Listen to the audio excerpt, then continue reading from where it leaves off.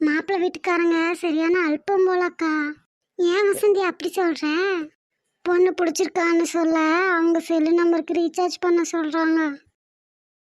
கிளிக்கு ரெக்கம் முளைச்சிடுச்சு, அதனால பறந்து போயிடுச்சு. ரெக்கம் முளைச்சா பறந்து போகாம பின்ன என்ன நீந்தியா போக முடியும்? இவங்கெல்லாம் யூத்து நினைச்சிட்டு பண்ணுற அட்டூழியம் தாங்க முடியல.